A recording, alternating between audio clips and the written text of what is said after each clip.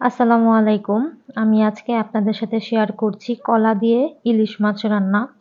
তো আমি এর আগেও ২-৩ বার এই রেসিপিটি ট্রাই করেছি। ভালোই লেগেছে আমার কাছে।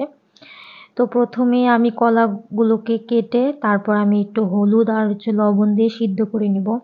জাস্ট কলার মধ্যে যে একটি কালো একটু কষ থাকে সেটা যাতে দূর হয়ে যায় এর জন্য কিন্তু আমি এই কাজটি সিদ্ধ করে নিই। হালকা সিদ্ধ জাস্ট যাতে কলার যে কালো একটা কষ থাকে সেটা যাতে বের হয়ে যায়।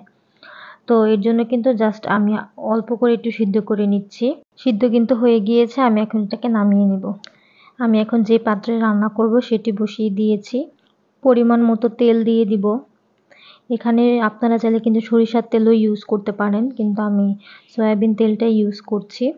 তো তেলটা গরম হয়ে গেলে আমি যে কলাটা রেখেছিলাম তো সেটাকে আমি জাস্ট একটু ভেজে নিব। এতে করে কলাটা খেতে ভালো লাগে। যারা কলা খেতে পারেন না, যেমন আমি কিন্তু কলা খেতে পারি না, তো এইভাবে করলে ভালোই লাগে। তো একটু ভাজার একটা ফ্লেভার থাকে। তো আপনারা কিন্তু কলাটা ভেজেও রান্না করতে পারেন, আবার যারা ভাজতে চান না তারা কিন্তু সিদ্ধ করেও রান্না করতে পারেন। আমি এখানে পেঁয়াজটা একটু ভেজে নিব। পেঁয়াজটা ভাজা হয়ে গেলে আমি এখানে আদা রসুন বাটা দিয়ে দিচ্ছি। পরিমাণ মতো আপনাদের তরকারি হিসেবে কিন্তু দিতে পারেন।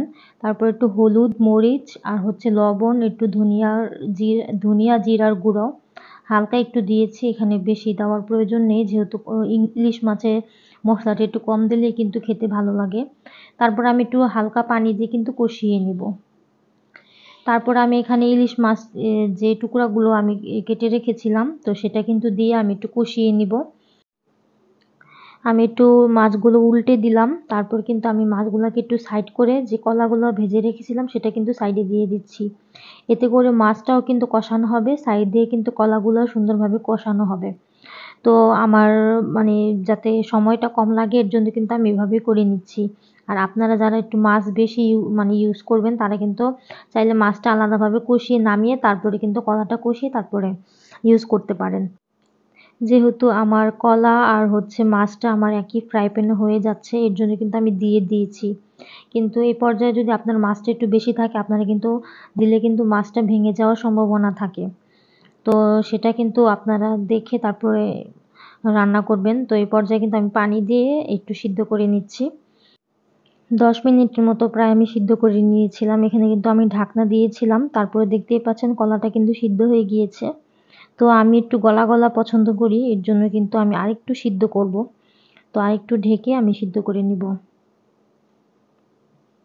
এই পর্যায়ে কিন্তু আমি এখন কাঁচামরিচটা দিয়ে দিব, যাতে হালকা একটু ফ্লেভার আসে আর একটু হালকা সিদ্ধ হয়। এর জন্য এই যে আমি কাঁচামরিচগুলো কেটে দিয়ে দিচ্ছি।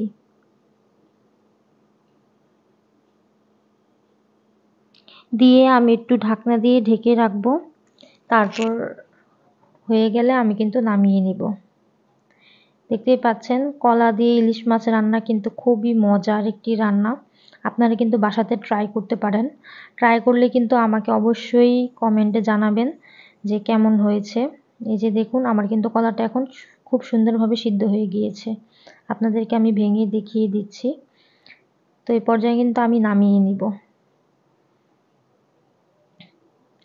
তো আজকের রেসিপিটি আপনাদের কেমন লেগেছে আপনারা কিন্তু আমাকে কমেন্টের মাধ্যমে জানাতে পারেন। তো সবাই ভালো থাকবেন। আপনাদের সুস্বাস্থ্য কামনা করে আজকের পর্বটি এই পর্যন্তই। আসসালামু আলাইকুম।